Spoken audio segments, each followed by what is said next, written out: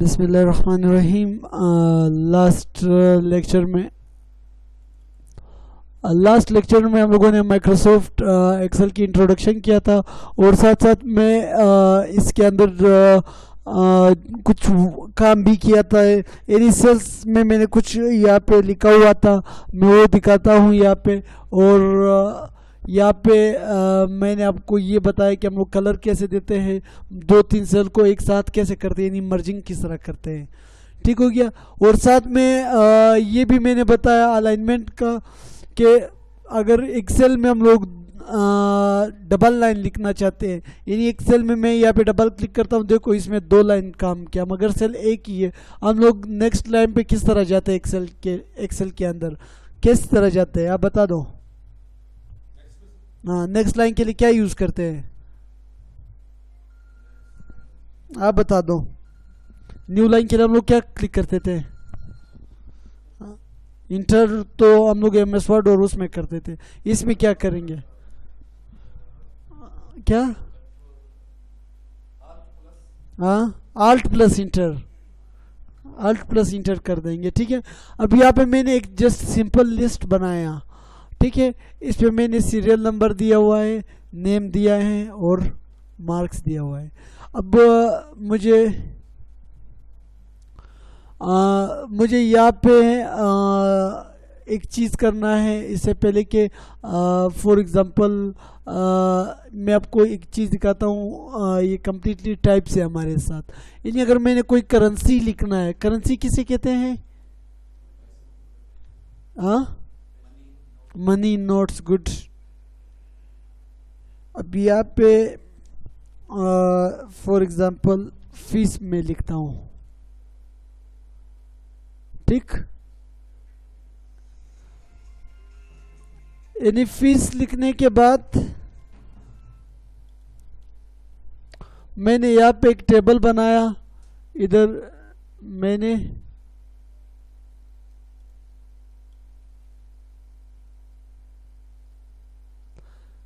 वहाँ पे क्यों डबल हो जाता है, कौन बताएगा। ये देखो, मैं इस तरफ नीचे की तरफ लाता हूँ तो ये पीछे वाला सेल भी सिलेक्ट हो जाता है, क्यों, देखो, हालांकि मैं तो इस तरफ ले जा रहा हूँ क्योंकि ये सेल यहाँ से मर्ज हुआ है। वो जब इस सेल पे आता है तो ये कंप्लीटली सेलेक्ट हो जाता है फिर। ठीक हो गया। अब देखो, अभी नहीं होगा। वो सेल जो था इधर से लेकर इधर तक एक ही सेल बना हुआ था, एक ही ब्लॉक, क्योंकि जब वो एक ब्लॉक को ये सेलेक्ट करता है तो ऑटोमेटिकली वो ये सारे आ जाती है। ये सेलेक्ट ऑल पे मैंने क्लिक किया।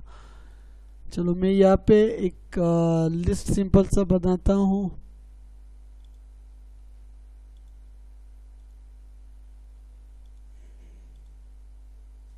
मैं यहाँ पे फीस लिख रहा हूँ, यानी फीस फॉर एग्जांपल यहाँ पे अगर हम लोग फीस लिखते हैं ना, मैं इस तरह लिख रहा हूँ 200। मैं चाहता हूँ कि इसके साथ मैं लिख दूँ या डॉलर या रुपीस, जैसे पाकिस्तान का लिखा जाता है। ठीक है, मैं वो मेंशन कर दूँ। चलो, मैंने मेंशन कर दिया रुपीस 200, इसी तरह लिखा जाता है। ठीक हो गया। अब मगर मैं इधर भी इसी तरह रुपीस अप्लाई कर दूंगा। ठीक है। अब ये इसको मैं करता हूँ 300। लास्ट में मैं एक फॉर्मूला अप्लाई करूँगा, वो ये होएगा कि फॉर एग्जांपल मैंने करना है इनको सम। क्या करना है, सम। सबसे पहले मैं सम, इस फॉर्मूले को बताने से पहले आप लोगों को बताऊंगा कि हम लोग यहाँ पे फॉर्मूला किस तरह इस्तेमाल करते हैं। फॉर्मूले का इस्तेमाल आपको बताऊंगा। ठीक है। अब फॉर्मूले का इस्तेमाल यहाँ पे हम लोग करते हैं। फॉर एग्जांपल हम लोगों ने करना है यहाँ पे सम, मैंने लिखा, जस्ट मैं बता रहा हूँ। सम का क्या मतलब होता है, जमा करना। अगर आप 2 वैल्यू को या 2 से ज़्यादा वैल्यू को आपस में जमा करते हो तो उसके लिए हम लोग क्या इस्तेमाल करेंगे, सम इस्तेमाल करेंगे। और कैसे इस्तेमाल करेंगे, अब यहाँ पे मैं एक ही काम जो है 4 तरीकों से, 3 तरीकों से, 5 तरीकों से करके दिखाऊंगा। कैसे, जैसे एक वैल्यू में 25, दूसरा है 12, तीसरा है 20, फिर 12 है, फिर 42 है, फिर 12 है। मैं अभी आपको बोलता हूँ इन सबको जमा करके दे दो, इन सबको जमा करके जब आप कैलकुलेटर उठाओगे थोड़ा टाइम भी लगेगा। चलो, अब बहुत ज़्यादा वैल्यू भी हो सकता है। यहाँ पे हम लोग क्या करते हैं, हर फॉर्मूला स्टार्ट करने से पहले हम लोग इज इक्वल टू लगाते हैं। फिर अब अगर मैंने सम करना है, जमा करना है, तो जमा के लिए हमारे पास एक फॉर्मूला बनता है सम। अब देखो ये सम का पूरा सीरीज हम लोग पढ़ेंगे, फिलहाल वो बात का काम है, फिलहाल जस्ट सम पढ़ रहे हैं। सम मैंने लिखा, अब ब्रैकेट ओपन कर दिया। अब मैंने किस नंबर्स को सम करना है उसको मैं सेलेक्ट करूंगा। इसकी सिलेक्शन भी 2-3 तरीकों से होती है। एक तो ये होता है आप ये सारे सेल इस तरह सेलेक्ट कर दो, पूरा इधर से सेलेक्ट करके यहाँ से कर दो, तो ये देखो कंप्लीटली बता रहा एक सीरीज, ये रेशियो एक सीरीज को शो करता है। ठीक है, जस्ट मैं इसके बाद इंटर कर दूंगा, इसका आंसर 123 आ गया। एक दूसरा कौन सा तरीका है, दूसरा ये है is equal to SUM sum. अब मैंने कर दिया। अब देखो मैं अलग अलग वैल्यूज को सम करना चाहता हूँ, मैं सबको सेलेक्ट नहीं कर रहा हूँ, क्या पता एक वैल्यू इधर हो, एक इधर हो, एक इधर हो, एक इधर हो। ठीक है, अब इसके लिए हम लोग क्या करेंगे, इसको सेलेक्ट कर दिया, कोमा, अगला वैल्यू सेलेक्ट कर दिया, कोमा, अगला कर दिया, कोमा, अगला कर दिया, कोमा, बस बीच में कोमा देना है, सिर्फ हर सेल का एड्रेस देना है। अब इसने यहाँ पे क्या क्या किया, क्या था कि सम हो जाए, जमा हो जाए, ये सारे सेल्स आपस में। अब देखो वही 123 आ गया। हाँ, जस्ट इंटर करना।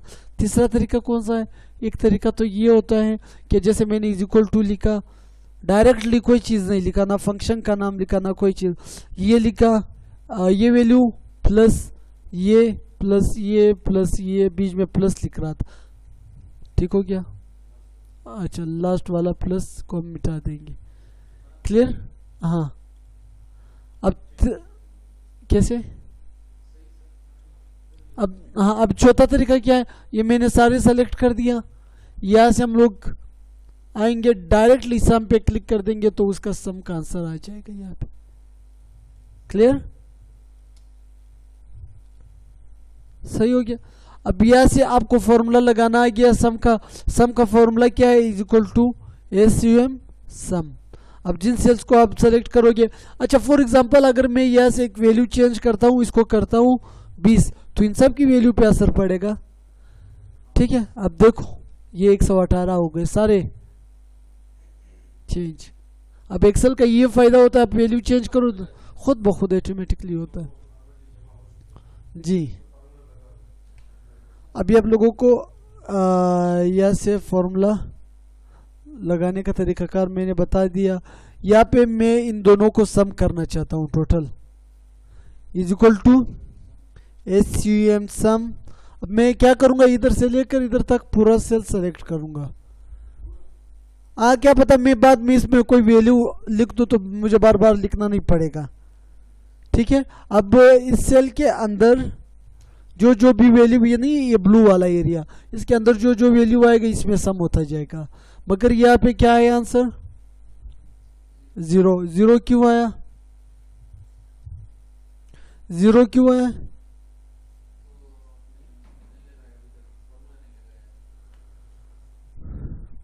अब यहाँ पे फॉर्मूला लगाया ना, ये देखो इज इक्वल टू SUM सम, इधर से लेकर इधर तक पूरा सेल आ रहा है, फॉर्मूला लगाया है फिर भी 0 आ रहा है आंसर, क्यों? चलो मैं यहाँ पे एक वैल्यू लिखता हूँ 5, अब यहाँ पे 5 आ गया। मगर ये इधर मैं एक वैल्यू लिखता हूँ 10, 15 हो गया, यानी ऐड होता जा रहा है। मगर ये दो वैल्यू ऐड नहीं हुआ।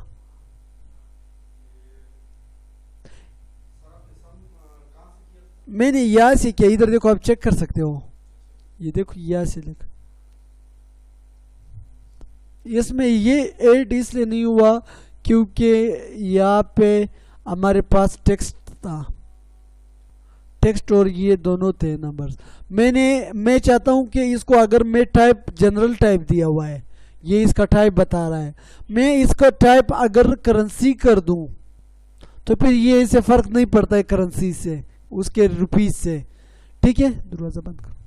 अब मैं क्या करूँगा, इन सब को मैं सेलेक्ट करूँगा इस तरह, इसकी मैं टाइप चेंज करूँगा, फिर आप रुपीज़ ऑटोमेटिकली आ जाएगा सबके साथ।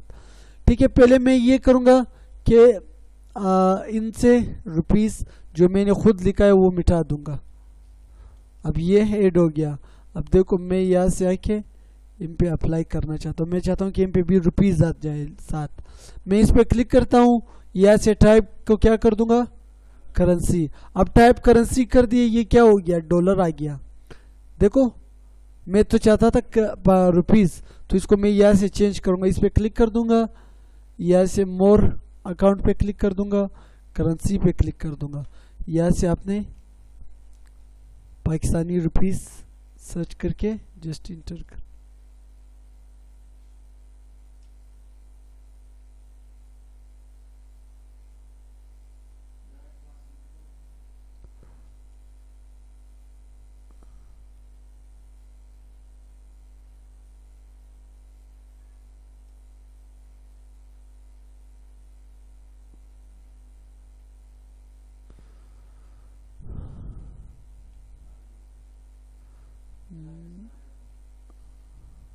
कहाँ चला गया,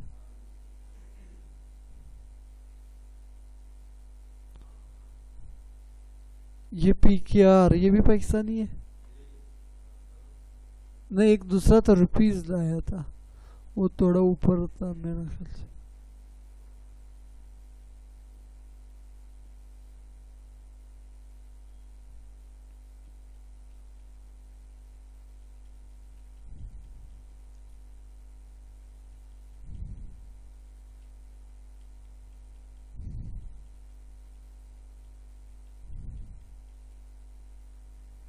ये RS उर्दू ओके कर दिया, इधर से मैंने ओके कर दिया। अब देखो सबके साथ रुपीस आ गया। देखो इस पॉइंट के बाद जो कोमा आता है, इसके बाद आप कितने जीरो लगाना चाहते हो, आप इसको सेलेक्ट कर दो। जीरो बेशक कम या ज़्यादा कर सकते हो, या इसके बाद या कोई भी नहीं, अक्सर बैंक अकाउंट्स में लगाए जाते हैं, ठीक है। यानी जैसे 200 के बाद 1 या 2 या कुछ जीरो भी लगाते हैं वो लोग, उससे कोई फ़र्क नहीं पड़ता है, पॉइंट लगा के जीरो लगाते हैं ये लोग। हाँ, अब देखो मैं यहाँ पे कोई भी वैल्यू ऐड करूंगा, जैसे 50, वो ऑटोमेटिकली रुपीस हो जाएगा, और यहाँ पे भी ऐड हो रहा है। क्लियर हो गया। अब इसके बाद हमारे पास एक फॉर्मूला आता है परसेंटेज का।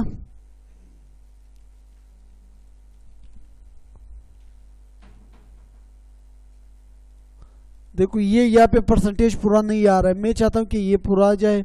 यहाँ पे जस्ट डबल क्लिक कर दूंगा तो परसेंटेज आ जाएगा, ठीक है। अब यहाँ पे मैंने परसेंटेज किसका फाइंड करना है, ये जो स्टूडेंट्स है इनका, ठीक है। अब परसेंटेज फाइंड करने के लिए हमारे पास लाजमी क्या होना चाहिए, ऑब्टेन्ड मार्क्स लाजमी होना चाहिए। मैं यहाँ पे इंसर्ट कर दूंगा एक सेल, यहाँ पे लिख दूंगा obtained marks, sorry total marks, obtained तो लिखा है ना, ठीक है। अब 25 सॉरी या 100 मार्क 150 है टोटल। अब मैं चाहता हूं कि इन सब का टोटल यही आ जाए।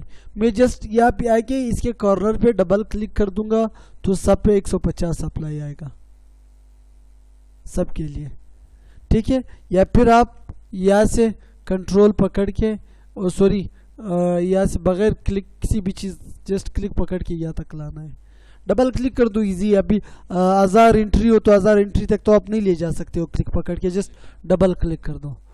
अब देखो मैं एक और एंट्री करता हूँ, जुबैर, यहाँ पे इसका ऑब्टेन्ड मार्क्स देता हूँ 75।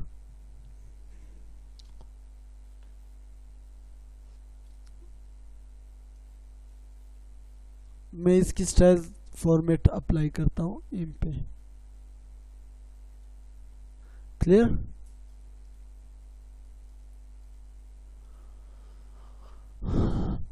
अब क्या है यहाँ पे, मैं इनकी परसेंटेज किस तरह निकाला जाता है, परसेंटेज का फॉर्मूला देखा है कभी, मैनुअली किस तरह करते हो।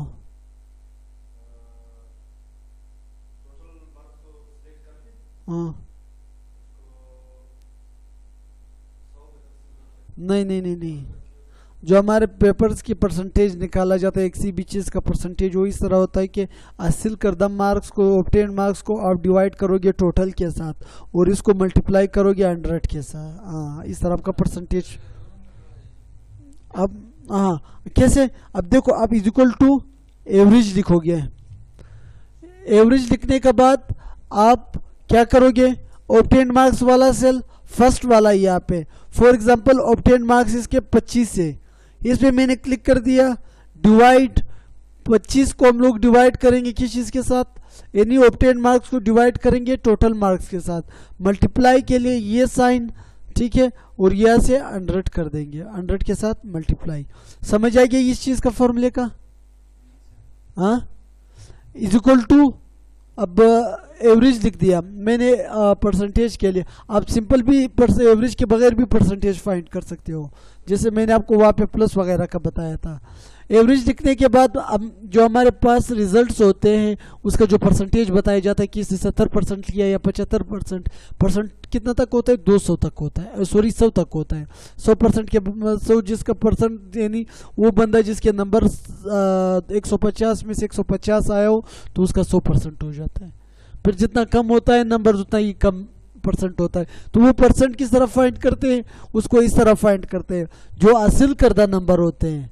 एक स्टूडेंट ने जितने नंबर हासिल किया उसको हम लोग तकसीम करेंगे टोटल नंबर्स के साथ, टोटल नंबर्स के साथ तकसीम करेंगे और इसको ज़रब देंगे 100 के साथ। जो आंसर आएगा वो इसका परसेंटेज होएगा, यानी इसने टोटल 100% में से कितना नंबर इसको मिला है। समझ आ गया? उसके लिए हम लोग क्या यूज़ करें, इज इक्वल टू एवरेज। ये मैंने कौन सा सेल, E7 वाला सेल कौन सा है, ये ब्लू वाला, देखो ये यानी ऑब्टेन मार्क्स वाला। तकसीम है, तकसीम के लिए ये देखो, ये इस कीबोर्ड में इस जगह को देखो, ये डिवाइड के लिए यूज़ करते हैं, ये मल्टीप्लाई के लिए, ये माइनस के लिए, ये प्लस के लिए। ठीक है, अब मैंने यहाँ पे तकसीम कर दिया किस चीज़ के साथ, टोटल मार्क्स के साथ। मल्टीप्लाई कर दिया 100 के साथ। जस्ट मैं इंटर करता हूँ तो इसका परसेंटेज यहाँ पे आ जाता है। मैं कम भी कर सकता हूँ, ठीक है, इतना परसेंटेज आया इसका। मैं इसका भी फाइंड करूंगा, इसके लिए फिर मुझे फॉर्मूला लिखना पड़ेगा। मैं चाहता हूं कि डायरेक्टली मैं लिखूं, जस्ट यहाँ पे डबल क्लिक कर दूं, देखो इनका भी आ गया।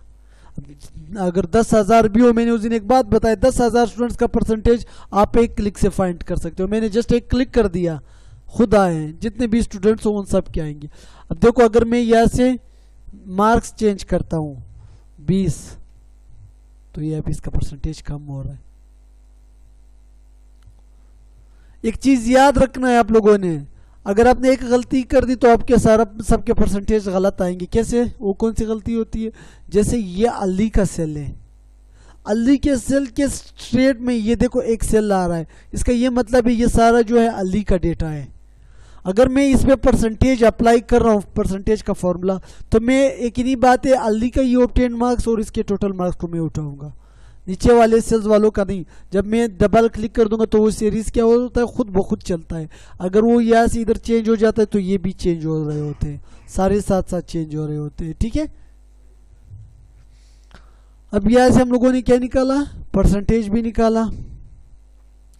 परसेंटेज के साथ साथ यहाँ पे मैं एक और फॉर्मूला बताता हूँ, पास फेल। ठीक है, पास फेल से क्या मुराद, यानी दो ऑप्शन है स्टूडेंट के साथ, या वो पास हो सकता है या फिर फेल हो सकता है। अब मैं एग्जामिनर हूँ, मेरा मर्जी है कि यार मैं स्टूडेंट को फॉर एग्जांपल उसकी जो पास फेल है जो कंडीशन है, मैं परसेंटेज के हिसाब से रखूँ या ऑब्टेन मार्क्स के हिसाब से, या मैं एक स्टूडेंट को कहूँ यार 50 नंबर वाला पास है, वो चाहे जितना भी परसेंट बने उसके साथ मेरा ताल्लुक नहीं है, तो फिर मैं इधर फॉर्मूला नंबर के हिसाब से लगाऊंगा। अगर मैं एक स्टूडेंट को परसेंटेज के हिसाब से बोल दूं कि 50% जिसके नंबर हो वो पास है, अदरवाइज फेल है। ठीक है, अभी चलो हम लोग लगाते हैं किस चीज़ के हिसाब से, परसेंटेज के हिसाब से। तो हम लोग क्या करेंगे, इज इक्वल टू, यहाँ पे एक फॉर्मूला यूज करेंगे इफ का। इफ का क्या मतलब होता है, अगर। हाँ, मैं बोलता हूं अगर इसका परसेंटेज यहां से हमारे पास दो साइन आते हैं, ग्रेटर देन, लेस देन। ठीक है, ये क्या है, उधर देखो ये ग्रेटर देन का साइन है बड़ा, और ये शिफ्ट पकड़ के ये करना है अपने, ये लेस देन छोटा। मैं एक ही बात है यहाँ पे ये लिखूंगा, इफ इसका जो मार्क्स से ग्रेटर देन बढ़ाओ, और अगर मैं इक्वल टू लिख दूं साथ, यानी इसका जो परसेंटेज है वो क्या हो, या बड़ा हो या बराबर हो किसके, मैं यहाँ पे वो फीसद भी लिख दूंगा, यानी 50 का। क्लियर, सॉरी, उसका यानी इसके जो हासिल करदा परसेंटेज है वो ग्रेटर देन हो या इक्वल हो 50 का। तो फर्स्ट कंडीशन जो लगाएंगे, अगर ये इसका ये कंडीशन ट्रू हो गया तो हम लोग क्या कहेंगे, हम लोग कहेंगे कि लिखना है आपने पास। अगर ये कंडीशन ट्रू हो गया यानी इसके मार्क्स 50 से बराबर या उससे ऊपर थे परसेंटेज, तो कौन सा कंडीशन आना चाहिए, पास। एक चीज याद रखना, जब हम लोग फॉर्मूले में टेक्स्ट लिखते हैं जैसे पास, उसको हम लोग डबल इन्वर्टेड कोमास के अंदर लिखेंगे, चाहे जिस जगह पे टेक्स्ट हो फॉर्मूले के अंदर, ठीक है। अभी ये 1 2 3 से फर्क नहीं पड़ता है। अब मैंने एक कंडीशन यहाँ पे लगाया, दो कंडीशन हो सकते हैं, या पास हो सकता है या फेल। अब एक ही बात है, अगर 50 से या 50 से ऊपर जितना भी जो भी मार्क्स मैं लगा लूँ तो ऑटोमेटिकली पास हो जाएगा, ठीक है। अगर इसके बाद कौन सा चीज रह गया, 50 से नीचे वाले मार्क्स, ऊपर वाले तो हो गया, वो ऑटोमेटिकली काउंट हो जाएगा। अगर ये ऑप्शन रॉन्ग हो गया यानी 50 से इसके मार्क्स बड़े या इक्वल नहीं थे, तो सेकंड आपने कंडीशन लिखना है कि ये आना चाहिए फेल, ठीक है। समझ आ गया। अब मैं इंटर करता हूं, ये पास होएगा या फेल, हाँ। अब ये क्या है, क्योंकि यहाँ पे मैंने एक कंडीशन लगाया, मैंने कहा अगर 50 इक्वल भी लगाया, अगर 50 का बराबर भी हो। अब देखो मैं यहाँ पे डबल क्लिक करता हूँ, यहाँ पे क्या हो गया, ये पास हो गया, ठीक हो गया। अब यहाँ से चलो थोड़ा मार्क्स ज्यादा करते हैं इनका, मैं 80 करता हूँ तो ये भी पास हो गया खुद ब खुद। क्लियर हो गया। अब यहाँ पे एक और फॉर्मूला हमारे पास आता है ग्रेड का, ठीक है। ग्रेड का फॉर्मूला किस तरह होता है, ग्रेड क्या होता है,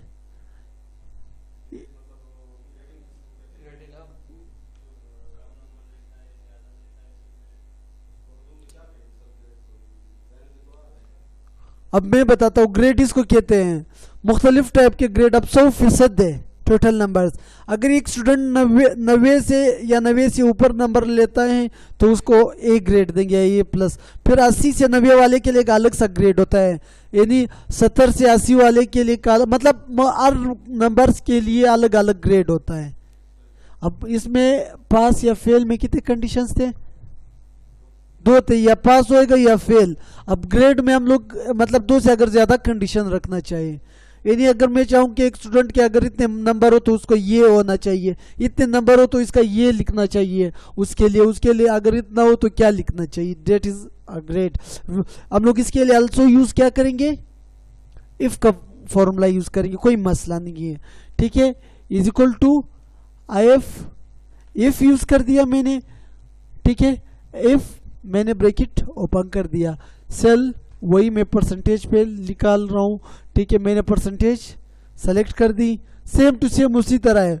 मैं greater than and equal to, अब मैं अपना ग्रेड अपने जेन में मैंने रखा हुआ है कि यार 85 से लेकर 100 वाले का मैं ए प्लस दूंगा। तो मैंने फर्स्ट ऑप्शन लिखा, मैंने कहा अगर इसका जो परसेंटेज हो या बड़ा हो या बराबर हो किस चीज का, 85 का, या 85 हो या 85 से ऊपर हो तो कोमा लगा के इन्वर्टेड कोमा में लिख दे यहाँ पे A plus inverted comma close. First condition मैंने लिख दिया। अब सेकंड कंडीशन के लिए वापस हम लोग क्या करेंगे, दोबारा इफ का फॉर्मूला ओपन करेंगे यहाँ से, हाँ इफ, फिर मैं यहाँ से ब्रैकेट ओपन करूंगा, ठीक है। फिर वही सेल में सेलेक्ट करूंगा कि ये सेल हमारे इस सेल का वैल्यू ग्रेटर देन या इक्वल हो किस चीज का, पहले हम लोगों ने क्या लिखा था 85 से ऊपर, दूसरा हम लोग लिखेंगे फॉर एग्जांपल 70 से ऊपर। अब 70 से 85 तक सिर्फ काउंट होएगा, 70 से 84 तक, फिर 85 से ऊपर जो है वो फर्स्ट वाले कंडीशन के लिए काउंट होएगा, ठीक है।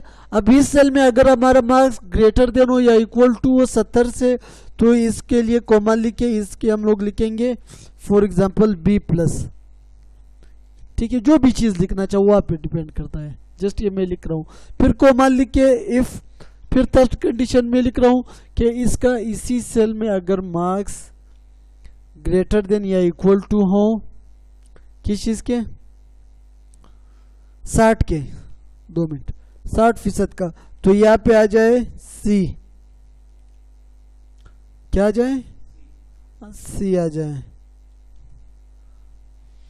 सही है। अब फिर इफ मैं लगाऊंगा यहाँ पे, इफ लगाने के बाद इस पे सेलेक्ट ये सेल अगर ग्रेटर देन या इक्वल टू हो किस चीज का,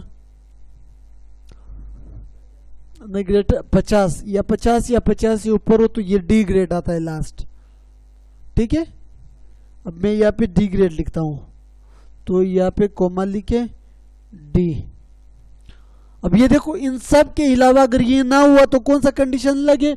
अब देखो इफ में हमने कहा 2 कंडीशन होते हैं इफ के फॉर्मूले में, या एक कंडीशन, या अगर इस कंडीशन के अलावा कुछ ना हुआ तो दूसरा।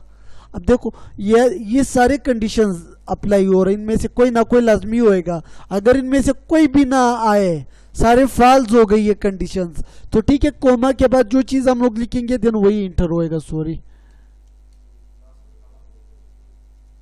यहाँ पे मैं कोमा लिखे, मैं कहूंगा अगर इनमें से कोई भी कंडीशन, यानी एक स्टूडेंट का बिल्कुल इस ग्रेड में कोई नंबर्स नहीं आ रहा था तो फेल लिखा जाए उसका। अब अच्छा, ये मिस्टेक्स किस चीज का दे रहा है मैं, मिस्टेक ये दे रहा है कि जितने भी ब्रैकेट्स आपने ओपन किए, यानी जितने भी बार फॉर्मूला आपने स्टार्ट किया उतने ही बार आपने ब्रैकेट क्लोज करने हैं। कितने बार था, 1 2 3 4 ब्रैकेट्स थे, तो हम लोगों ने क्लोज कितने करने, 4, 1 2 3 4, इंटर कर दो। ठीक है, फेल। अब देखो मैं यहाँ पे अप्लाई करता हूँ, इसका डी ग्रेड आया, इसका डी ग्रेड, चलो इसके मार्क्स मैं ज्यादा करता हूँ, 130 करता हूँ, तो ये प्लस हो गया क्योंकि इसका 86% आ गया। ठीक है, इसका मैं करता हूँ 98, तो सी ग्रेड आ गया। ठीक है, समझ आ गया, मुश्किल तो नहीं था। जब आप अप्लाई करोगे बहुत इजी है, ये इतना मुश्किल नहीं है। अब साथ साथ में ये 1 2 3 तकरीबन 4 फॉर्मूले में आज बता चुका हूँ बेसिक्सली। ठीक है, अब आज के लिए इतने ज़्यादा है आप लोगों के लिए। ठीक है, जस्ट इसकी प्रैक्टिस करो। कल मैं आपको कंडीशंस पढ़ाऊंगा, यानी कंडीशंस में फिर ये होता है कि यार जितने भी मेरे स्टूडेंट्स से फॉर एग्जांपल जो पास हुए हैं उस या फेल हुए, उसके जो रो हैं वो रेड हाईलाइट हो जाए। कंडीशन में ये होता है, या जो पास हुए या जिस पे फाइन लगा है, ठीक है, तो वो रेड हाईलाइट हो जाए। क्लियर, ये सारे हम लोग पढ़ेंगे कल के लिए इंशाल्लाह।